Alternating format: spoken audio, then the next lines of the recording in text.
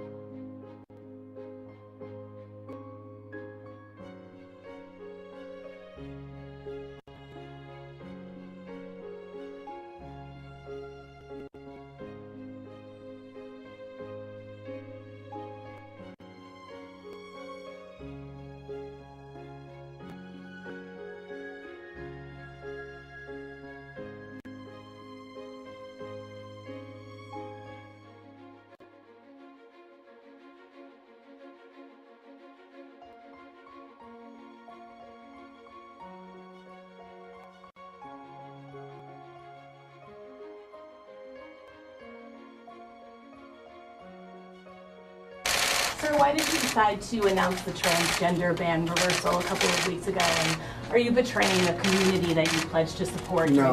Look, I have great respect for the community. I think I have great support, or I've had great support from that community. I got a lot of votes. But the transgender, the military is working on it now. They're doing the work. It's been a very difficult situation. And I think I'm doing a lot of people a favor by coming out and just saying it. As you know, it's been a very complicated issue for the military. It's been a very confusing issue for the military. And I think I'm doing the military a great favor. Ladies and gentlemen, our troops do not discriminate.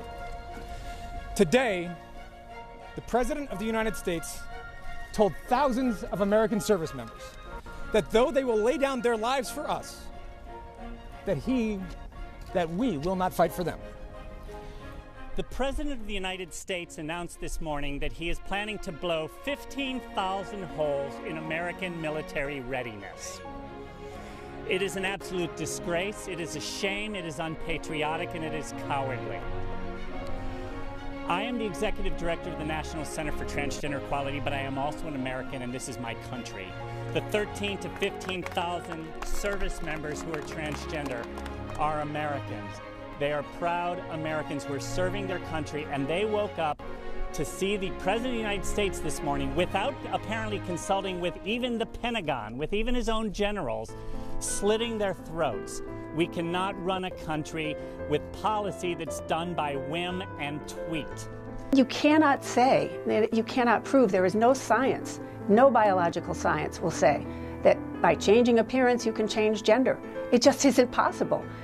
People who attempt to do that have a psychological issue again. It's kind of hard because it's hard to think of what could be done better, because although things aren't necessarily great, there's not a whole lot that can be done other than provide more unisex bathrooms. It's just there's not much that can be done for trans people who are harassed in bathrooms except for report it, but that also doesn't always get anywhere, so it's hard to come up with a solution.